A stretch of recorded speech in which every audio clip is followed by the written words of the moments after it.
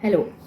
कई बार ऐसा होता है कि हम गहरी सांस लेते हैं और उस समय गर्दन के इस वाले हिस्से में दर्द महसूस होता है। क्या आपके साथ भी ऐसा होता है कि आपको कंधे में आगे की तरफ, छाती में, पूरे हाथ में, उंगलियों में, पीठ में एक साथ दर्द महसूस होता है? क्या आपके डॉक्टर ने कभी आपसे कहा है कि आपको गहरी सांस लेते समय जो प्रॉब्लम आती है वो आपके सर्वाइकल की वजह से है और आपको ये कन्फ्यूजन होता है कि सर्वाइकल पेन तो मुझे है ही नहीं, नेक पेन तो मुझे है ही नहीं? यदि हाँ, तो ये वीडियो आपके लिए है। Hello, my name is doctor Sonal Mathur and I am empty in orthopaedics. आज हम बात करने जा रहे हैं स्क्लेनी मसल के बारे में। ये हमारे गर्दन की बहुत छोटी छोटी मांसपेशियां हैं जो गर्दन के दोनों तरफ प्रेजेंट होती हैं। स्क्लेनी मसल का नाम पड़ा है एक ऐसे ट्रायंगल के नाम पर जो कि इर्रेगुलर शेप का होता है और जिसे फिजिक्स में स्क्लेनी ट्रायंगल कहते हैं।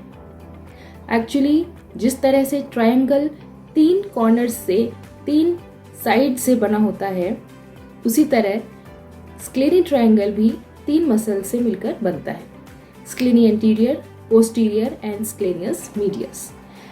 आगे की तरफ जो मसल है उसे आप एंटीरियर, पीछे की तरफ जो है पोस्टीरियर और जो बीच की तरफ है उसे स्क्लेनियस मीडियस कहते हैं। अब इस मसल के बारे में जानना क्यों ज़रूरी है? ये मसल सिर्फ हमारे नेक को ही सपोर्ट नहीं करती, सिर्फ हमारी नेक को ही स्टेबलाइज नहीं करती, बल्कि डीप ब्रीथिंग में हमको हेल्प करती है। ये मसल हमारे गर्दन से शुरू होकर यानी कि सर्वाइकल वर्टिब्रे से स्टार्ट होकर फर्स्ट और सेकंड रिब तक जाती है। ये मसल सिर्फ टाइट होने से मस्कुलर पेन ही नहीं देती, बल्कि इन मांसपेशियों के बीच में से ब्रेकियल प्लेक्सिस नाम का नर्व्स का एक गुच्छा पास होता है। यदि ये मसल टाइट है तो ब्रेकियल प्लेक्सिस से रिलेटेड सिम्टम्स जैसे कि टिंगलिंग सेंसेशंस, नर्व सिम्टम्स, ये सब आपको आ सकते हैं। वीडियो में आगे हम बात करेंगे कि किस तरह आप मसल पेन और नर्व पेन को एक दूसरे से डिफर कर सकते हैं, इसलिए वीडियो में आगे तक ज़रूर बने रहिएगा। स्क्लेनियस मसल के ट्रिगर पॉइंट्स कहाँ कहाँ होते हैं, इसके बारे में पहले मैं आपको जानकारी देती हूँ। उससे पहले ये बताना ज़रूरी होगा कि ट्रिगर पॉइंट्स क्या होते हैं। ट्रिगर का मतलब किसी चीज़ को ट्रिगर करना, छेड़ना, स्टार्ट करना, और पॉइंट का मतलब कोई एक पॉइंट। मसल के अंदर इस तरह के नॉट्स, इस तरह की गांठें बन जाएं जिनको दबाने से दर्द हो, या फिर वो मसल के लोकलाइज्ड हाइपर एक्टिविटी की वजह से बने हुए ऐसे पॉइंट्स हों जो ना सिर्फ उस जगह बल्कि किसी दूसरी जगह भी रेफर्ड पेन देते हों, उनको ट्रिगर पॉइंट्स कहते हैं। यानी कि यदि स्क्लेनियस मसल आपके गर्दन में है तो ज़रूरी नहीं है कि इसके ट्रिगर पॉइंट्स सिर्फ गर्दन में या आपके रिब्स के आसपास ही आपको पेन दे। ये पेन आपको हाथों तक भी शूट अप हो सकता है। जैसे कि स्क्लेनियस मसल के ट्रिगर पॉइंट्स पेशेंट को छाती के आगे के हिस्से में, पीठ के पीछे के हिस्से में, कंधे के साइड में से होते हुए इन 2 उंगलियों तक पेशेंट को पेन देते हैं और कई बार थंब में भी पेन आता है। कई बार इस तरह के दर्द को हार्ट पेन से रिलेटेड भी मान लिया जाता है, क्योंकि जिस तरह कार्डियक पेशेंट्स को चेस्ट में और बैक में एक साथ पेन आता है, उसी तरह स्क्लेनियस मसल के टाइटनेस की वजह से जो ट्रिगर पॉइंट्स बनते हैं उसका पेन पैटर्न भी कुछ कुछ ऐसा ही होता है। लेकिन हार्ट पेशेंट्स में पेन के अलावा कुछ और सिम्टम्स भी देखने को मिलते हैं, जैसे कि पेन बहुत ही डीप पेन होता है, बहुत ही अनकंफर्टेबल कर देने वाला पेन होता है। कई बार पेन के साथ साथ वॉमिटिंग, जी घबराना, पाल्पिटेशंस जैसे सिम्टम्स देखने को मिलते हैं। लेकिन मस्कुलर पेन में ऐसा कुछ नहीं होता। मस्कुलर पेन में आप अपना रूटीन फॉलो करते रहते हैं और दर्द हल्का हल्का यानी कि डल एकिंग पेन बना रहता है। वहीं नर्व पेन एक बहुत ही शार्प शूटिंग ऐसा दर्द होता है जैसे किसी ने कुछ बहुत ही शार्प सा चुभा दिया हो, जिसे लैसेरेटिंग पेन कहते हैं। मसल पेन हमेशा डल एकिंग होता है। उसमें टिंगलिंग तभी आती है जब कोई ना कोई नर्व कंप्रेस हो रही हो। यदि प्योर मसल पेन है तो टिंगलिंग का सेंसेशन नहीं देखने को मिलता। अब बात आती है कि आपको डॉक्टर को कब दिखाना चाहिए। आपको जब भी ऐसा महसूस हो कि ये मसल पेन आपको रोज़मर्रा के काम करने में दिक्कत दे रहा है, आपको सांस फूलने लगी है, आप समझ नहीं पा रहे हैं कि आपको पेन किस तरह का है और इतना अनबियरेबल है कि यह आपके डेली एक्टिविटीज़ को बहुत ज़्यादा बॉदर कर रहा है, तब आपको डेफिनेटली एक प्रोफेशनल से कंसल्टेशन लेना चाहिए। उसके अलावा ऐसे कौन कौन से मेथड्स हैं जिससे यदि आपका पेन बियरेबल है तो आप घर बैठे ही अपने स्क्लेनियस मसल को रिलैक्स कर सकते हैं, उसके बारे में अब हम बात करेंगे। जैसा कि मैंने आपको बताया कि स्क्लेनियस मसल हमारी गर्दन की बहुत डीप मसल है, इसलिए कोई भी एक पर्टिकुलर एक्सरसाइज इस मसल के लिए नहीं हो सकती, क्योंकि डीप मसल्स का काम जॉइंट्स को स्टेबलाइज करने का होता है और कुछ मूवमेंट्स में ये मसल एक्सेसरी मसल की तरह से काम करती है। जैसे कि स्क्लेनियस मसल डीप ब्रीथिंग में, स्पेशली इनहेलेशन में, एक एक्सेसरी मसल की तरह काम करती है। जहाँ प्राइमरी मसल डायफ्राम है, वहीं स्क्लेनियस मसल एक एक्सेसरी मसल की तरह काम करती है। जैसे कि मैंने बताया कि स्क्लेनियस मसल का ओरिजिन सर्वाइकल वर्टिब्रा से और इंसर्शन फर्स्ट और सेकंड रिब पर होता है। जब हम गहरी सांस लेते हैं उस समय ये मसल सर्वाइकल जॉइंट को फिक्स रखते हुए यहाँ से फर्स्ट और सेकंड रिब को ऊपर की तरफ पुल करती है। जब रिब्स ऊपर की तरफ पुल होती हैं, थोरैसिक केज का एक्सपेंशन होता है और लंग्स को फूलने का, इनहेल करने का अच्छा एरिया मिलता है। इसीलिए जब भी किसी पेशेंट में स्क्लेनियस मसल की टाइटनेस होती है तो उसको ये कहा जाता है कि आपको अपने ब्रीदिंग पैटर्न पर ध्यान देना चाहिए।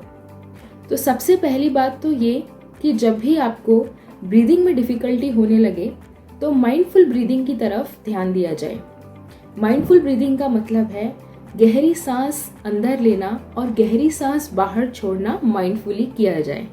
ध्यान से देखा जाए कि किस तरह से सांस अंदर और बाहर जा रही है और साथ ही साथ हमारे थोरैसिक केज को जितना हो सके, हमारे सर्वाइकल को जितना हो सके रिलैक्स रखना चाहिए, क्योंकि मसल्स अच्छी तरह से रिब्स को ऊपर तभी खींच पाएंगी जब इस जगह से यानी कि सर्वाइकल पर उनको कोई काम नहीं करना होगा।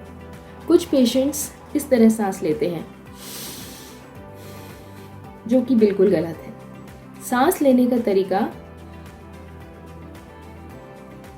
ये होता है जिसमें सर्वाइकल एकदम रिलैक्स रहना चाहिए।